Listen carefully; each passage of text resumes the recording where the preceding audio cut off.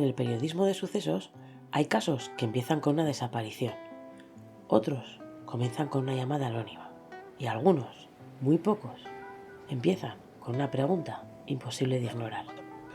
¿Qué hace una cabeza humana dentro de una caja guardada durante meses en el piso de una vecina? Castrurdiales, Cantabria, 28 de septiembre de 2019. Una mujer sufre una fuerte crisis de ansiedad en su domicilio. Los sanitarios acuden pensando que se trata de un episodio nervioso más. Pero al llegar, la escena cambia por completo el sentido de la llamada. En la cocina de esa vivienda hay una caja. Dentro, envuelto con cuidado, protegido por bolsas de plástico, papel de periódico y un neceser, hay un cráneo humano. No hay restos, no son fragmentos, no son huesos dispersos. Es una cabeza completa, sin tejidos blandos, sin piel, sin ojos, sin orejas, solo hueso. Cuando la Guardia Civil recibe el aviso y se persona en el lugar, lo confirma. No es un error, no es una confusión, no es una broma macabra, es una cabeza humana real. Y en ese mismo instante, una pregunta empieza a crecer en silencio, tanto entre los investigadores como entre quienes conocen el caso desde el primer momento. Si alguien ha sido capaz de hacer desaparecer un cuerpo entero, ¿por qué conservar la cabeza? No es solo el hallazgo lo que resulta perturbador, es el estado del cráneo. Los forenses lo describen como un cráneo en fase muy avanzada de esqueletización. Eso significa una cosa muy concreta. No estamos ante un resto reciente, ni ante un cuerpo abandonado al azar. Alguien ha intervenido. Alguien ha manipulado ese cráneo para eliminar cualquier resto orgánico. Y alguien ha querido conservar solo la estructura ósea. Esa decisión, fría, deliberada y profundamente antinatural, convierte el caso en algo distinto. No estamos ante un crimen impulsivo, ni ante un arrebato, ni ante un accidente mal encubierto. Estamos ante un crimen pensado. La mujer que encuentra la cabeza se llama Carmen Mendoza. Durante meses ha guardado esa caja en su casa. La caja no es suya. Se la entregó una amiga, una vecina. Una mujer de su entorno, una persona de confianza. Se llama Carmen Merino. Cuando Carmen Mendoza abre finalmente el paquete, lo hace cansada de tenerlo allí. Su amiga le había dicho que contenía juguete sexual, que le daba vergüenza guardarlos en su propia casa, que solo era algo temporal. Pero al desenvolverlo, la realidad se impone con una violencia absoluta. Carmen Mendoza entra en shock. Llama a su hermana y a su cuñado. Posteriormente llama a su amiga Carmen Merino, la que le entregó la caja. Y ella les dice: no toquéis nada, no hagáis nada, que ahora voy hacia allá. Después llama a los servicios de emergencia. Cuando Carmen Merino llega a la vivienda de su amiga, le dicen que no le van a abrir hasta que llegue la Guardia Civil. Al llegar la Guardia Civil, Mendoza se pone tan nerviosa cuando explica lo que ha encontrado que piden asistencia sanitaria. Los sanitarios llegan, sin saber nada más que hay una persona con un ataque de ansiedad. Entran y ven revuelo en la cocina. Carmen Merino estaba en el salón, sentada, callada, cabizbaja. No grita, no pregunta, no explica, solo espera. Después de observarlas, los sanitarios deciden llevarse a las dos mujeres al hospital. En el camino, Carmen Mendoza, la que guardaba la caja a su amiga, le dice a esta: valiente amiga, el menudo marrón me has metido. Ese mismo día, los medios empiezan a hablar de un hallazgo macabro, de una cabeza encontrada en una caja, de una mujer detenida relacionada con el suceso. Pero todavía nadie sabe a quién pertenece esa cabeza, ni cuándo perdió la vida esa persona, ni cómo, ni dónde está el resto del cuerpo. Sin embargo, para algunos, la respuesta empieza a dibujarse casi de inmediato. Porque hay un hombre que lleva meses flotando en el aire. Un hombre al que nadie ha vuelto a ver desde febrero. Un hombre cuya desaparición nunca terminó de encajar. Un jubilado de banca, vizcaíno, vecino de Castro Urdiales.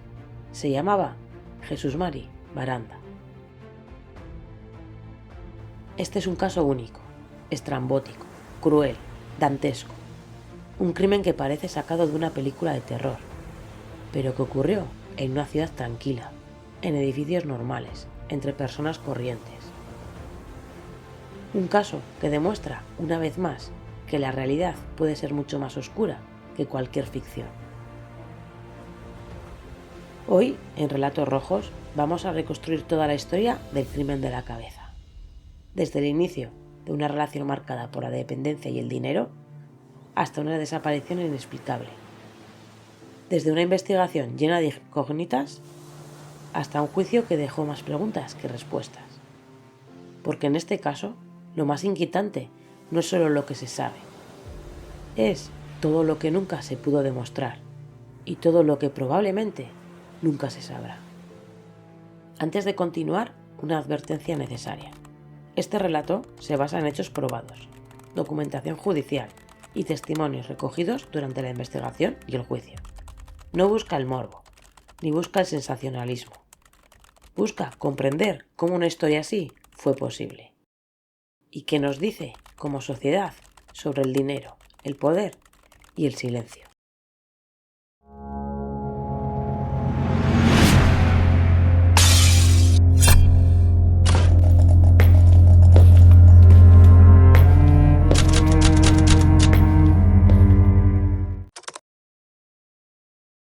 Antes de que su nombre apareciera asociado a una cabeza dentro de una caja, antes de convertirse en una víctima sin cuerpo, antes de ser reducido a un expediente judicial, Jesús Mari Baranda fue una persona. Un hombre con rutinas, con amigos, con costumbres, con una vida aparentemente tranquila. Jesús María tenía 67 años, era vizcaíno, nacido en Baracaldo. Había trabajado durante décadas en el sector bancario y cuando llegó la jubilación decidió hacer lo que muchas personas en ese momento de la vida hacen, buscar calma. Se trasladó a Castro Urdiales, una ciudad costera de Cantabria, cercana a Vizcaya, tranquila, luminosa, con una vida social activa, pero sin el estrés de las grandes ciudades. Castro no es un lugar donde uno espere encontrar un crimen así. Es una ciudad de poco más de 30.000 habitantes. Un sitio donde la gente se conoce, se saluda, repite bares, repite caras. Y Jesús Mari encajó rápido. Quienes lo conocían lo describen como un hombre afable, sociable, con buen carácter. Tenía un grupo de amigos estable, jugaba al mus, salía a tomar algo, participaba en viajes organizados como los del Inserso, junto a otros jubilados. No era una persona solitaria, no vivía aislado, no había señales de una ruptura radical con su entorno.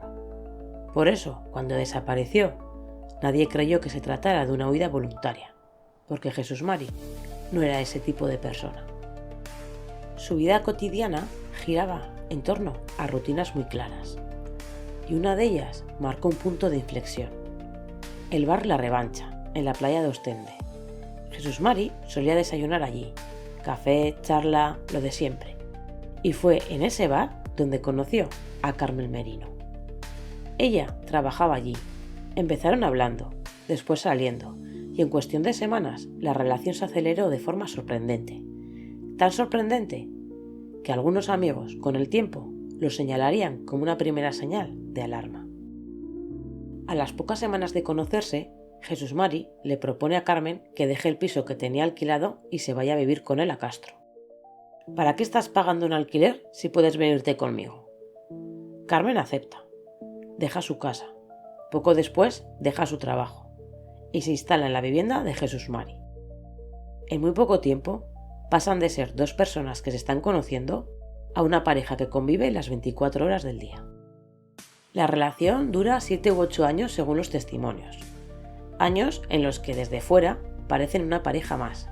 Viajan juntos, se mueven en el mismo círculo social, comparten casa, amigos y rutinas. Pero con el paso del tiempo, quienes les rodean empiezan a notar algo que no termina de encajar. Los amigos de Jesús Mari coinciden en una idea. Él estaba profundamente enamorado.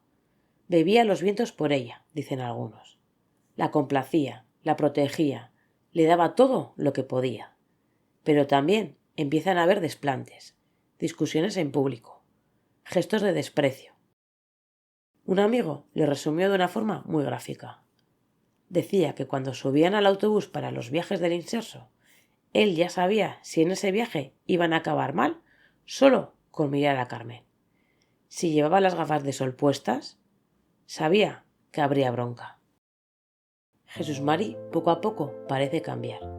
Al menos eso es lo que perciben quienes le conocen desde hace décadas. Empieza a mostrarse más apagado, más ausente, menos participativo. Deja de quedarse a jugar al mus, habla menos, parece cansado. No es una transformación brusca, pero sí sostenida en el tiempo.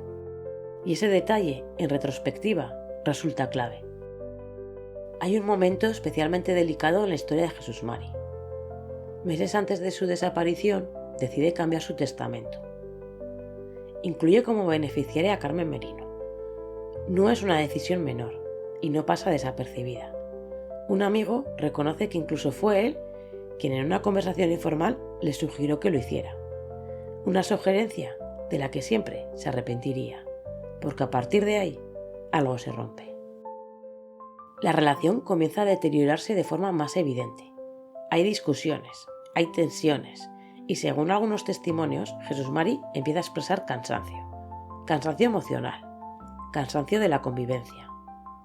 En diciembre viaja a Cádiz para pasar las Navidades, él solo. Y a su regreso, algo cambia definitivamente. Algunos amigos creen que en ese momento Jesús Mari intenta poner fin a la relación, que le pide a Carmen que se marche, que recoja sus cosas, que se vaya.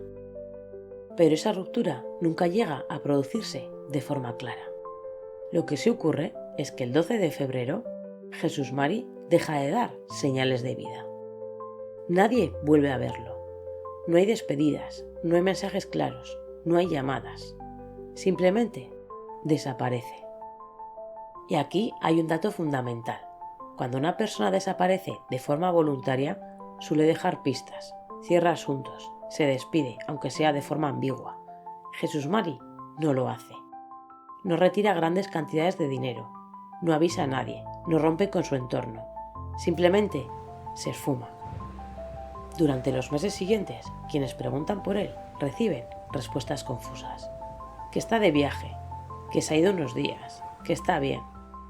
Mensajes de WhatsApp que supuestamente envía él, pero que no se parecen en nada a su forma habitual de comunicarse. Jesús Mari no era de escribir mensajes. Él llamaba, siempre llamaba. Y sin embargo, ahora escribe. Frases extrañas, mensajes fríos, mensajes que no suenan a él. Para algunos, la sospecha es inmediata. Un amigo lo dice sin rodeos.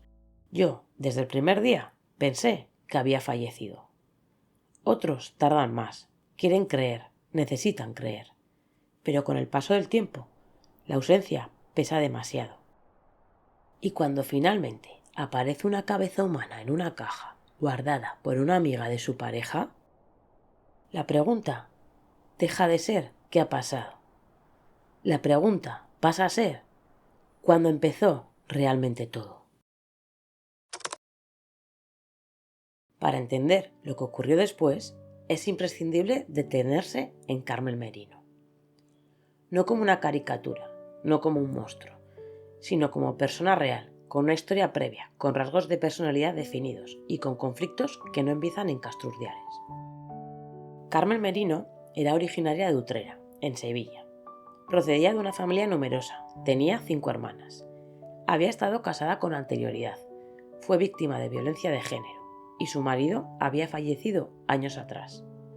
Tenía hijos de una relación anterior, un hijo y una hija, y arrastraba un pasado complicado.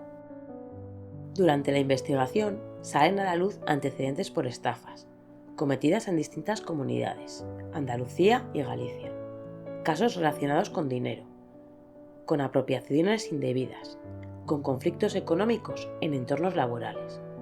No todo lo que se publicó entonces pudo contrastarse con exactitud, pero hay un dato clave.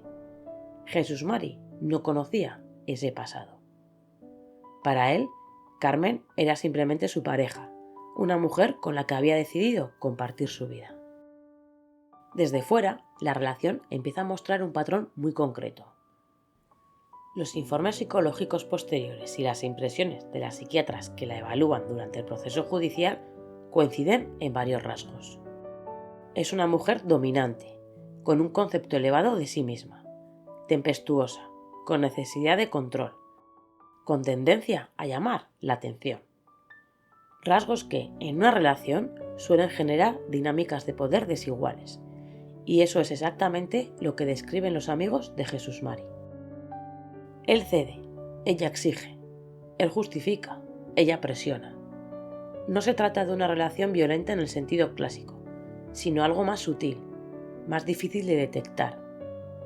Una relación de dependencia emocional y económica. Jesús Mari es quien sostiene el hogar. Tiene una pensión, tiene ahorros, tiene una vivienda en propiedad. Carmen, tras dejar el trabajo, depende económicamente de él.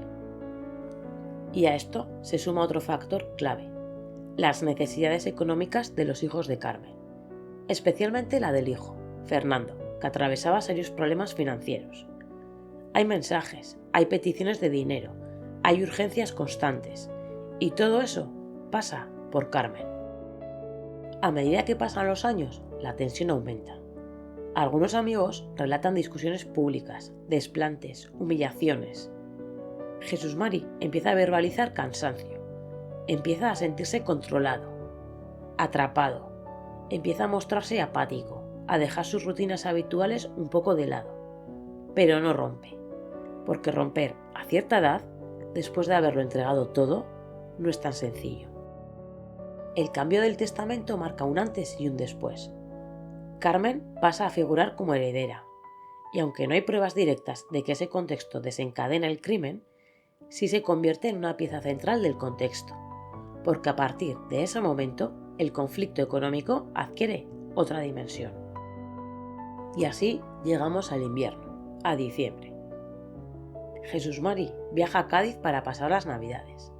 Algunos amigos creen que ese viaje sirve para tomar distancia, para pensar, para decidir, y cuando regresa, algo es distinto. Según varios testimonios, es entonces cuando intenta poner fin a la relación. Le pide que se marche, que recoja sus cosas, que se vaya. No hay constancia de ruptura formal, pero sí de un punto de inflexión.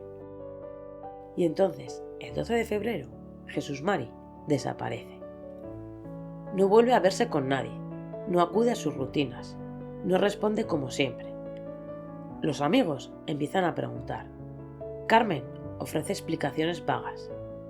Primero dice que se ha ido de viaje, luego que ha vuelto, después que ha cogido dinero y se ha marchado. Las versiones cambian y eso despierta sospechas. A partir de ese momento comienzan a llegar mensajes de WhatsApp enviados supuestamente por Jesús Mari. Mensajes breves, fríos, cortantes, impersonales. No os preocupéis por mí. Voy a estar unos días de pasota. Me controlas más que mi mujer. Frases que, según quienes le conocían, no encajaban con su forma de ser. Jesús Mari no escribía así, no utilizaba algunas de esas palabras, y además, Jesús Mari siempre llamaba. Uno de sus primos, Alfonso, no se cree nada. Le escribe directamente. Le dice que no confía en esos mensajes y que hasta que no escuche su voz no se quedará tranquilo. El 19 de abril toma una decisión clave. Denuncia la desaparición. Ese gesto lo cambia todo, porque hasta ese momento, oficialmente, Jesús Mari era un adulto que podía haberse marchado voluntariamente. Pero con una denuncia en curso, la Guardia Civil empieza a mirar de otra forma. Y hay un detalle que no pasa desapercibido. La pareja de Jesús Mari, la persona que convivía con él, nunca denunció su desaparición. Carmen, lejos de agradecer la denuncia, reprocha al primo que haya dado ese paso sin consultarla. Ese enfado, para los investigadores, es significativo, porque una denuncia implica registros, preguntas, inspecciones. Implica mirar donde alguien quizás no quiere que se mire. En este contexto es cuando ocurre algo crucial. En abril, meses antes de que aparezca la cabeza, Carmen Merino entrega una caja a su amiga Carmen Mendoza. Le pide que la guarde, que es algo íntimo, que no quiere tenerlo en casa. Le dice que la Guardia Civil va a acudir a su vivienda por la desaparición de Jesús Mari y que no quiere que encuentren esa caja con juguetes sexuales, que le da vergüenza. Carmen Mendoza acepta. No sospecha nada. La guarda durante meses. Hasta que una noche, el 28 de febrero de 2019, cansada, decide abrirla. Y así, el círculo se cierra. La desaparición, las mentiras, los mensajes falsos, la denuncia y finalmente, la cabeza. A partir de ese momento, el caso deja de ser una desaparición inquietante y se convierte en una investigación por fallecimiento violento. Pero todavía queda lo más difícil: responder a una pregunta esencial. ¿Qué ocurrió realmente entre el 12 de febrero y el día en que esa cabeza fue entregada? Cuando la Guardia Civil confirma que el cráneo encontrado es humano, el caso entra en una fase completamente distinta. Ya no se trata de una desaparición sospechosa, ya no se trata de una discusión de pareja mal explicada. Ahora hay un cuerpo, o al menos una parte esencial de él. Y eso obliga a responder preguntas concretas. ¿A quién pertenece esa cabeza? ¿Cuándo falleció esa persona? ¿Y qué se hizo con el resto del cuerpo? El cráneo es trasladado al Instituto de Medicina Legal. Los forenses lo examinan con detenimiento. Lo primero que determinan es el sexo, masculino. La edad aproximada, compatible con la de Jesús Mari. Y después, el dato más inquietante. El cráneo presenta signos claros de manipulación humana. No se trata de un proceso natural de descomposición. No es el resultado de un enterramiento. No es fruto del paso del tiempo. Alguien ha intervenido. Los expertos concluyen que la cabeza fue separada del cuerpo de forma deliberada. Después fue sometida a un proceso destinado a eliminar los tejidos blandos. Limpieza, descarne, esqueletización. No hay marcas de animales. No hay indicios de exposición prolongada a la intemperie. Esto implica una cosa muy concreta. La cabeza fue tratada en un espacio controlado, en un entorno doméstico. Se analizan posibles métodos: agua caliente, productos de limpieza, incluso la posibilidad de haber hervido la cabeza. No hay certeza absoluta sobre el procedimiento exacto, pero sí una conclusión firme. Quien hizo esto sabía lo que quería conseguir. Un cráneo limpio, manipulable, transportable y ocultable.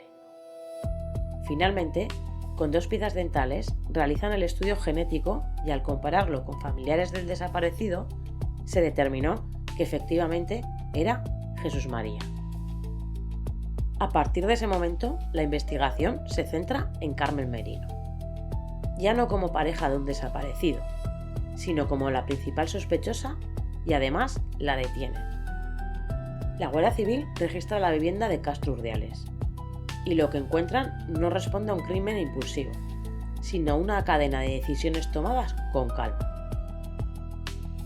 Cuando se realiza la inspección ocular, la Guardia Civil solicita la intervención del equipo central de criminalística, desplazado desde Madrid. Los agentes recogen numerosas muestras biológicas en la vivienda, no solo en puntos evidentes, como cojines o superficies de contacto, sino también en lugares menos visibles: el tubo sifónico del baño, los rodapiés, el pasillo e incluso en molduras situadas en zonas altas de la casa. La inspección se prolonga durante horas y no termina ese primer día. La Guardia Civil anuncia que continuará al día siguiente, ampliando el análisis de la vivienda palmo a palmo. En esa segunda fase, los investigadores cuentan con un refuerzo clave: Marley, un perro especializado en la detención de restos biológicos humanos. Un animal con experiencia en algunos de los casos más complejos de los últimos años, como los de Diana Kerr, Gabriel Cruz o el concejal Javier Ardines. Marley recorre todas las estancias de la casa, deteniéndose en zonas concretas, marcando puntos de interés, que después son analizados por los técnicos. La conclusión es tan clara como inquietante. En la vivienda no aparecen grandes cantidades de sangre atribuibles a Jesús Mari. No hay signos evidentes de una agresión violenta dentro del domicilio. Los restos localizados pueden corresponder a situaciones cotidianas: un afeitado, un pequeño sangrado, manchas antiguas en muebles o en textiles, nada concluyente. Sin embargo, algo sí llama la atención de los investigadores. Aparecen restos genéticos que no logran identificar. Muchas de las muestras están tan degradadas que no permiten obtener un perfil completo. Otras sí lo permiten. Uno de esos perfiles corresponde a un varón, identificado como varón 1, que resulta ser el propio Jesús Mari, confirmando su presencia en la vivienda. La inspección se extiende también al vehículo. En el coche se localizan restos de ADN de Carmen Merino, de Jesús Mari y de una tercera persona cuya identidad nunca llega a determinarse. Un dato que abre interrogantes y que nunca llega a resolverse del todo. Porque una vez más, en este caso, la investigación deja certezas parciales y demasiadas incógnitas abiertas. Hay un dato que no se conoce hasta meses después y que da una nueva lectura a toda la investigación. Jesús Mari desaparece a mediados de febrero y apenas unas semanas más tarde, a finales de ese mismo mes o principios de marzo, Carmen Merino se pone en contacto con una mujer para que la ayude a limpiar el piso. Quiere hacer una limpieza general. Esta mujer acude al domicilio el 2 de marzo. En ese momento nadie sabe nada. No hay denuncia pública, no hay cráneo, no hay investigación abierta. Es solo una limpieza más. Según declara esta mujer tiempo después ante la Guardia Civil, el primer día se encuentra con varias bolsas de basura negras, grandes, que Carmen le dice que contienen tierra y restos de macetas. Bolsas que, según su relato, pesaban mucho. Sí, son bolsas de basura que al entrar ya tenía un montón de bolsas y lo saqué yo. Pero tierra de macetas. Siguiendo las instrucciones que recibió, las cargó en su coche y las tiró en un contenedor cercano. Ese mismo día, Carmen le pide que limpie la cocina, pero le da una indicación muy concreta: que no toque la nevera, que no la abra, que ya estaba limpia. La mujer no lo hace, no pregunta, no sospecha. En ese momento no hay motivos para hacerlo. También comenta que Mari Carmen estaba dolorida de la espalda y que tenía hematomas o cardenales en la cara, y que en ningún momento vio a Jesús María. Cuando fue, él no estaba en la casa. Meses después, cuando aparece la cabeza de Jesús Mari, esa escena cobra otro significado. La mujer une los hechos, las bolsas, el peso, la fecha, y entiende que aquellas bolsas podrían haber contenido restos del cuerpo de Jesús María. Por iniciativa propia, acude a la Guardia Civil y declara todo lo ocurrido. Pero ya es demasiado tarde. Las bolsas fueron arrojadas a la basura semanas antes, y cualquier rastro, si es que lo hubo, se perdió para siempre. Este dato explica, en parte, por qué la inspección de la vivienda no arroja resultados concluyentes, y refuerza una de las hipótesis principales de la investigación: que el cuerpo de Jesús Mari fue eliminado de forma fragmentada en los días inmediatamente posteriores a su desaparición. En los registros de la vivienda también aparece dentro del sofá una bolsa de plástico con 5.270 euros. En los dispositivos electrónicos requisados, en el ordenador, que se reinstaló el sistema operativo pensando en borrar rastros, encuentran búsquedas en Internet, algunas meses antes de la desaparición y otras después. Consultas relacionadas con cómo deshacerse de un cadáver, cuánto tarda un cuerpo en descomponerse, cómo eliminar restos humanos, si mi marido desaparece, ¿sigo cobrando la pensión? Comprar motosierra eléctrica. ¿Cómo se desatasca una motosierra? No son búsquedas aisladas, no son fruto de la curiosidad. Son reiteradas, se hacen de madrugada y se realizan en fechas compatibles con la desaparición de Jesús Mari. Ella cree que las ha borrado, pero se recuperan con facilidad. También se encuentran con una serie de compras de herramientas como una sierra eléctrica y un martillo que se realizan el 16 de febrero en una ferretería de Castro.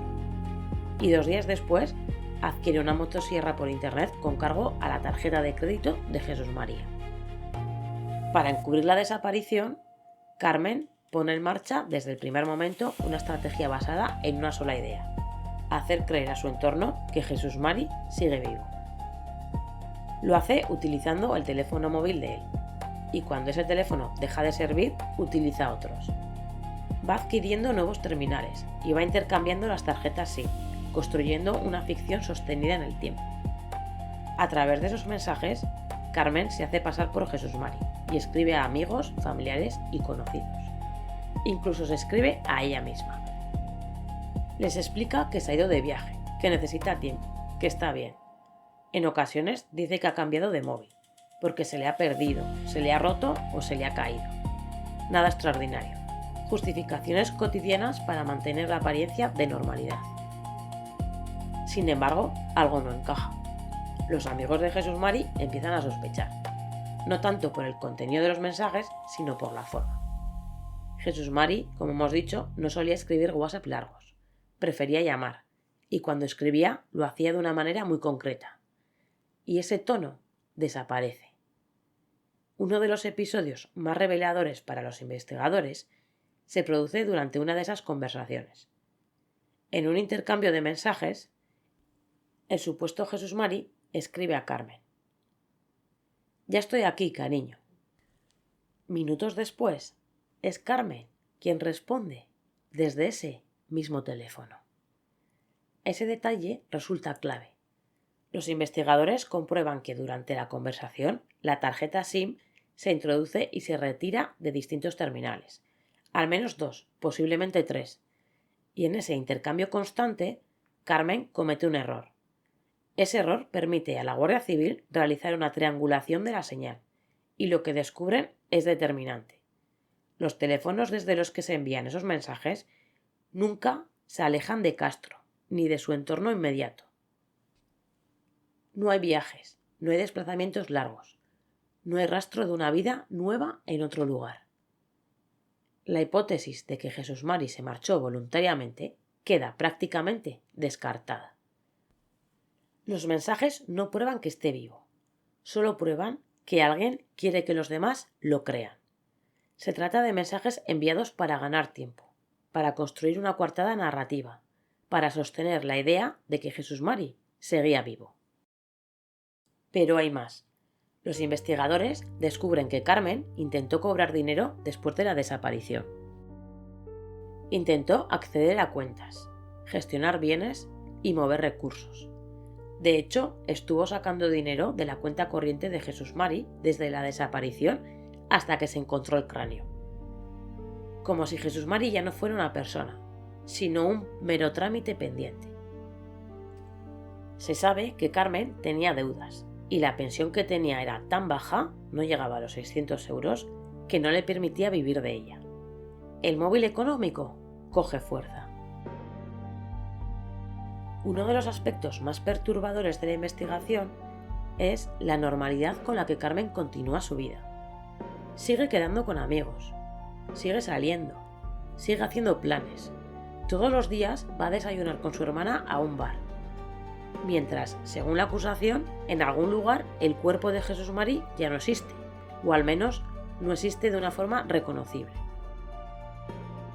La Guardia Civil trata de localizar los restos. Buscan en propiedades y fincas, tanto de Jesús Mari como de Carmen. Rastrean contenedores, zonas rurales, lugares frecuentados por Carmen. También buscan en el vertedero de Meruelo, donde van a parar las basuras de Castro. Pero nunca aparece nada. Y eso añade una capa más de inquietud al caso, porque implica que el cuerpo fue fragmentado, dispersado o destruido de una forma que nunca pudo encontrarse. En uno de sus informes, la Guardia Civil introduce una conclusión relevante. Con los datos disponibles, consideran poco probable que Carmen Merino pudiera cometer el crimen y deshacerse del cuerpo ella sola. Jesús Mari era un hombre corpulento.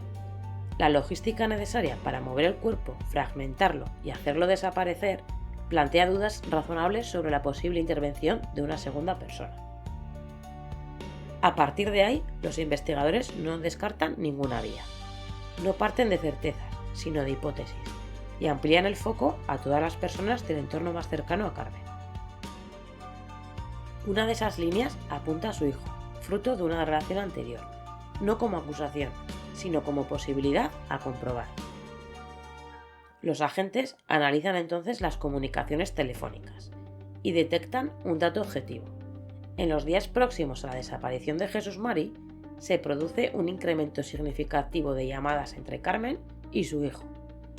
Varias llamadas concentradas en un corto espacio de tiempo. Paralelamente, la investigación revela el contexto económico. Los hijos de Carmen atravesaban dificultades financieras, especialmente su hijo Fernando, que necesitaba dinero con urgencia y había solicitado préstamos. En algunos mensajes queda constancia de la intención de pedir un crédito de 6.000 euros a Jesús Mari. Un contexto que, desde el punto de vista policial, obliga a analizar todas las posibilidades. La Guardia Civil realiza entonces estudios de geolocalización del teléfono del hijo. El resultado es claro: el terminal no sale de Madrid, su lugar habitual de residencia. No hay registros que lo sitúen en Cantabria ni en Castrurdiales en esas fechas.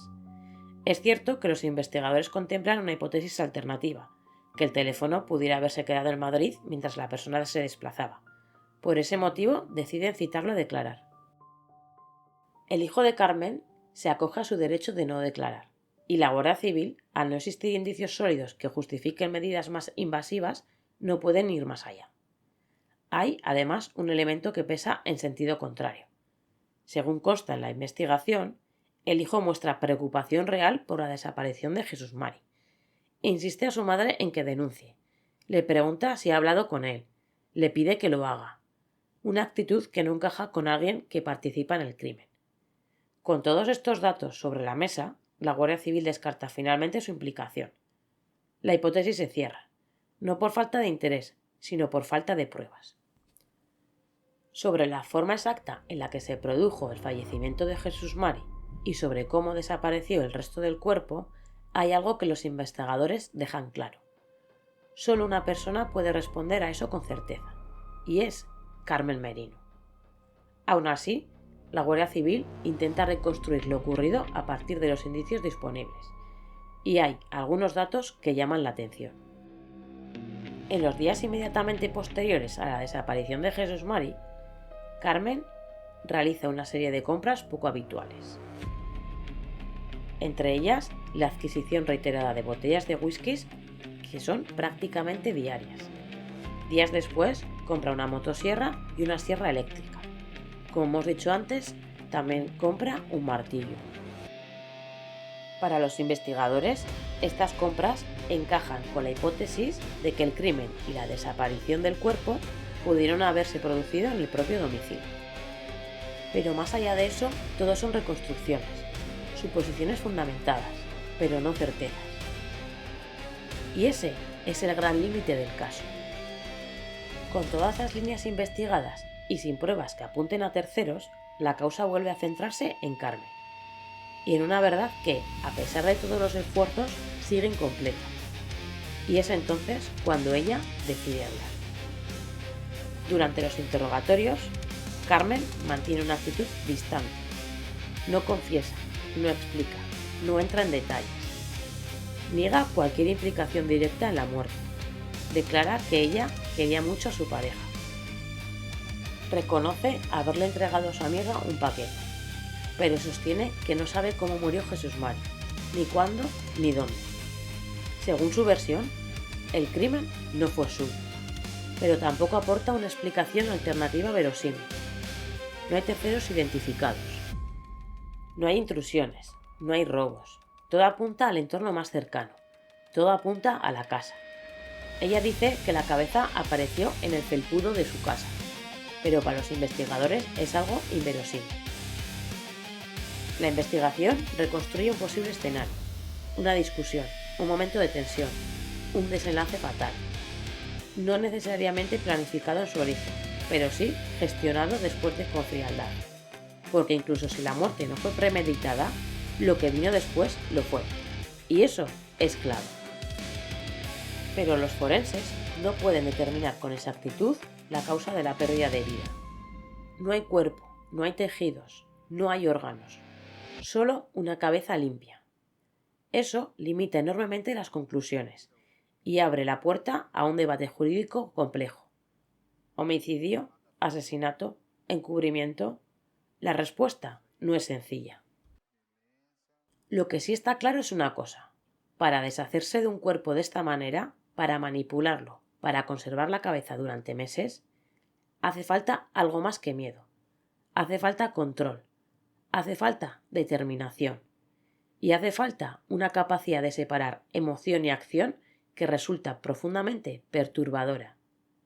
Una falta de empatía necesaria para poder convivir con el cráneo y es un rasgo de una personalidad psicopática. Pero hay una pregunta que sigue en el aire. ¿Por qué se quedó con la cabeza? Esa es una de las preguntas más inquietantes de todo el caso. Una de las hipótesis que se manejaron durante la investigación es que Carmen Merino no la conservó por descuido ni por improvisación, sino con una finalidad muy concreta. La cabeza era la única prueba inequívoca del fallecimiento de Jesús Mari. Si en algún momento aparecía, si alguien la encontraba y se podía identificar, la desaparición quedaría oficialmente resuelta, y con esa resolución llegaría la declaración legal del fallecimiento. Porque en España, cuando una persona desaparece sin dejar rastro, la ley exige esperar hasta 10 años para poder declararla fallecida, salvo que aparezcan restos que lo acrediten. Conservar la cabeza habría sido, según esta teoría, una forma de guardar la llave que abría ese proceso, el modo de mostrar la muerte y con ello el acceso a la herencia. Con todas estas pruebas, la Guardia Civil cierra la instrucción.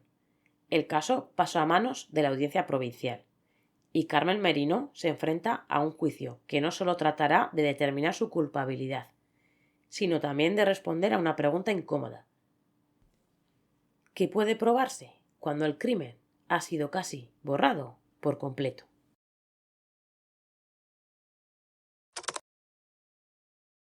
El juicio contra Carmen Merino se celebra en la Audiencia Provincial de Cantabria el 7 de noviembre de 2022. Fue un juicio muy mediático a nivel nacional. No fue un juicio sencillo, ni desde el punto de vista técnico ni desde el punto de vista emocional. Porque no hay cuerpo, no hay escena del crimen, no hay una causa de la muerte claramente determinada. Solo hay una certeza, una cabeza, y todo lo que esa cabeza representa. La Fiscalía sostiene una acusación firme. Para el Ministerio Público no hay dudas. Jesús Mari falleció de forma violenta y Carmen fue la autora. No solo por los indicios materiales, sino por la cadena completa de comportamientos posteriores a la desaparición. Las mentiras, los mensajes falsos, las búsquedas en Internet, la ocultación de la cabeza, la entrega de la caja a una amiga para evitar registros. Todo apunta a una sola dirección. Piden 25 años de cárcel para la acusada. Por otro lado, la acusación particular, ejercida por la familia de Jesús Mari, va más allá. Quieren la prisión permanente revisable. Defienden que no se trata de un simple homicidio, sino de un asesinato con alevosía por el uso del diazepam para mermar y debilitar sus posibilidades de defensa, y una motivación económica. Argumentan que el cambio del testamento, la situación de dependencia económica y la desaparición total del cuerpo son incompatibles con una muerte accidental. La defensa, por su parte, construye una estrategia muy clara. No niega lo evidente, la cabeza existió, fue manipulada y Carmen tuvo relación con su ocultación, pero niega el elemento clave. Niega que pueda probarse cómo, dónde y cuándo falleció Jesús Mari.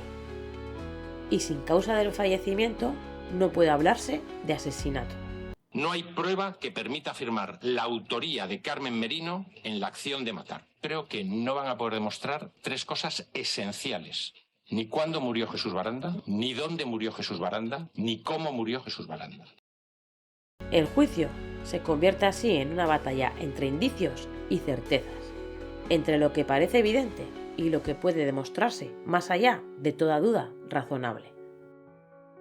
Durante las sesiones declaran amigos, familiares y peritos. Lo llevé a la encimera de la cocina. Quité el papel de regalo. Me encontré luego con un neceser ovalado. Abrí el neceser y dentro del neceser ya vi la parte de la cabeza. Los amigos describen el deterioro de la relación, las discusiones, el control, el miedo que algunos percibían en Jesús Mari.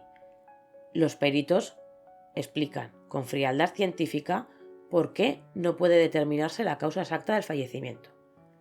No hay signos de violencia en el cráneo, no hay impactos, no hay fracturas concluyentes. El fallecimiento pudo producirse por múltiples causas, y eso pesa enormemente. Uno de los momentos más duros del juicio llega cuando se aborda el destino de los restos. Los investigadores explican que muy probablemente el cuerpo fue fragmentado y eliminado por partes, que pudo acabar en contenedores distintos, en días distintos, en lugares distintos, y que por eso nunca se recuperó. Ese dato, lejos de reforzar la acusación de asesinato, juega a favor de la defensa en un punto clave: la imposibilidad de probar el cómo. En el juicio, uno de los aspectos más determinantes es la causa del fallecimiento. Y aquí los peritos son claros. Con solo el cráneo no es posible establecer cómo murió Jesús Mari. Para determinar la causa exacta habría sido necesario disponer del resto del cuerpo, porque es ahí donde, en la mayoría de los casos, se encuentran las lesiones letales. Los forenses explican que la separación de la cabeza del cuerpo y la posterior manipulación de los restos no son compatibles con una pérdida de vida natural. Hablan de un fallecimiento altamente sospechoso de criminalidad y sin duda violento, pero hacen una distinción fundamental. Todas las lesiones detectadas en el cráneo son post-mortem, es decir, se produjeron después de que Jesús Mari ya hubiera fallecido. No pueden explicar la causa del fallecimiento. Además, los análisis toxicológicos aportan otro dato relevante. En las partes blandas del cráneo se detecta diazepam, un fármaco con efectos sedantes y ansiolíticos que requiere prescripción médica. Sin embargo, en la historia clínica de Jesús Mari no consta que tuviera recetado ese medicamento.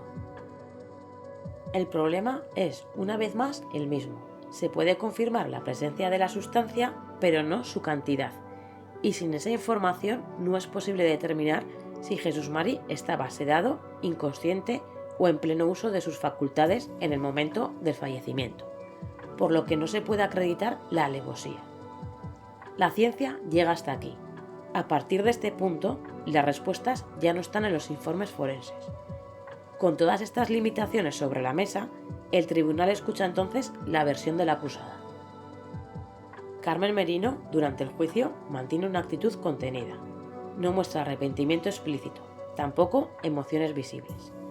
Habla poco, responde lo justo y solo a las preguntas de su abogado. Nunca ofrece una versión alternativa completa de los hechos. Nunca explica qué ocurrió realmente ese 12 de febrero.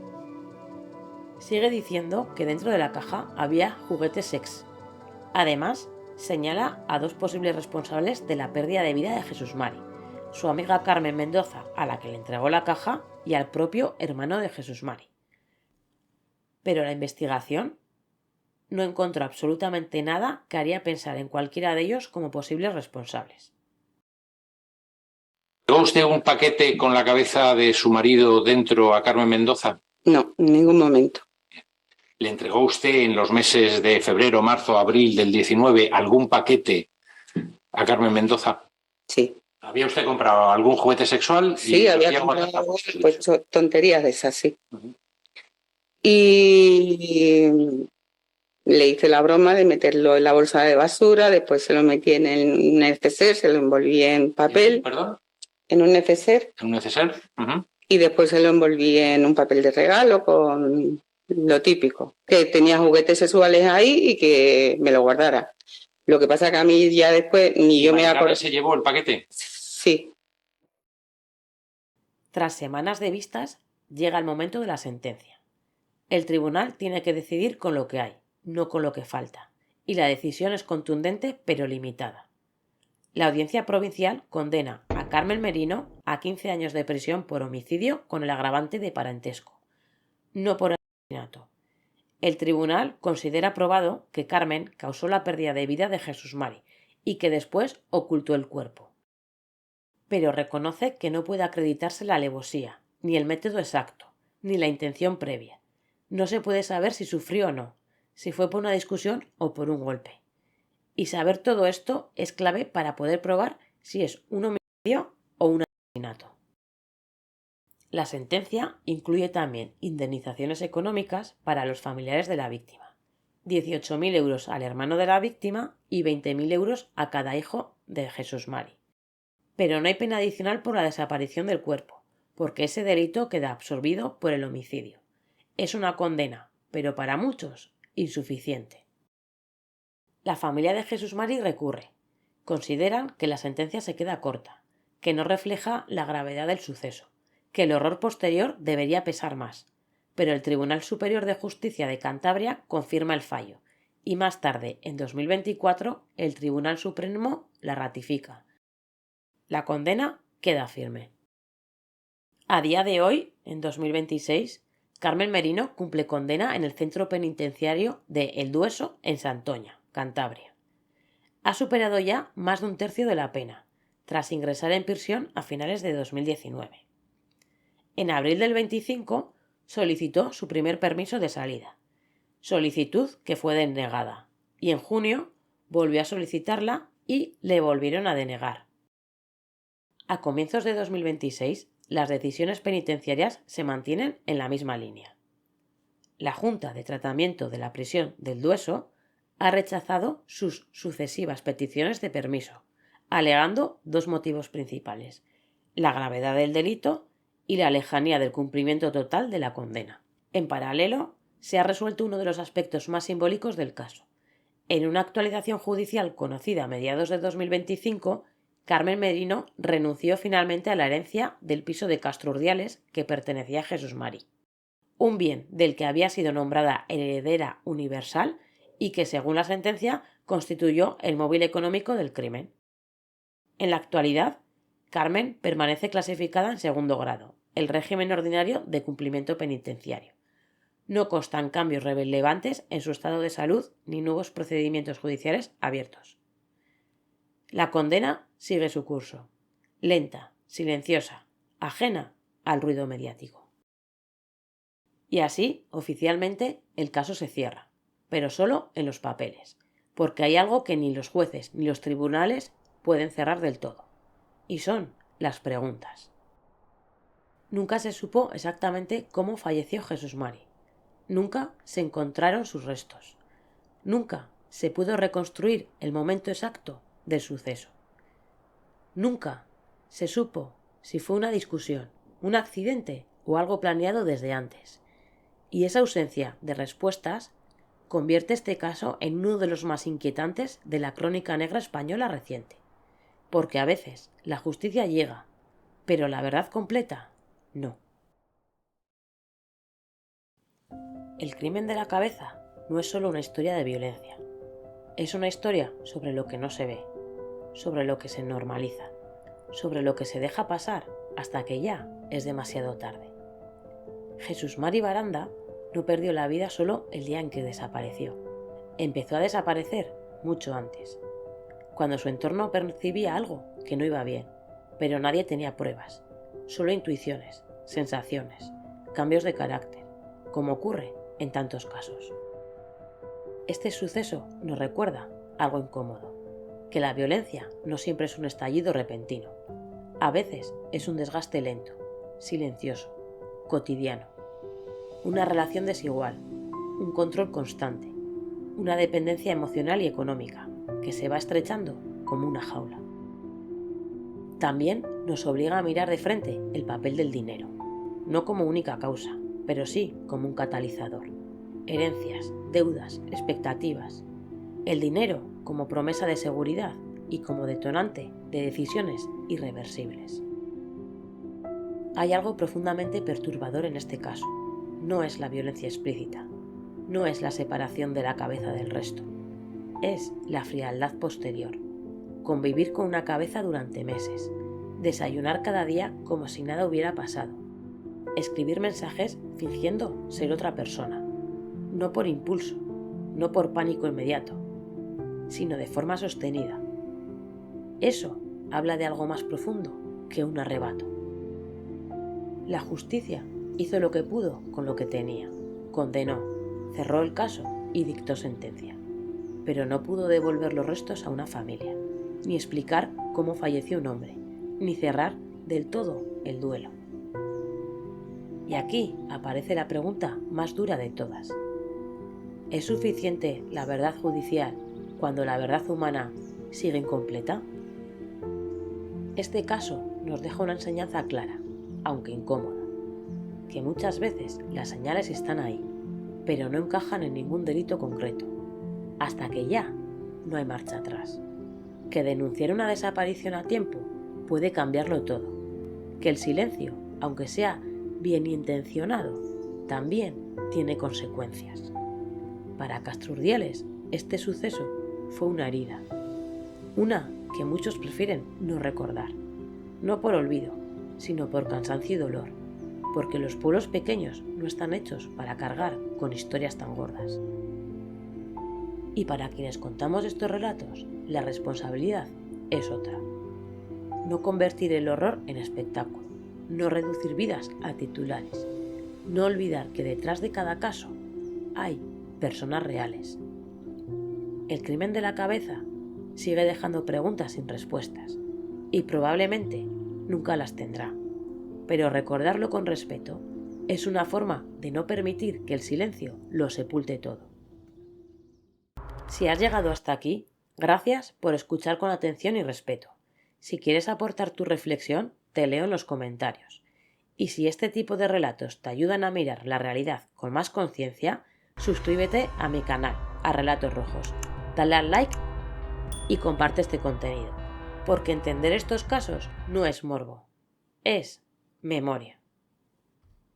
Hasta la semana que viene.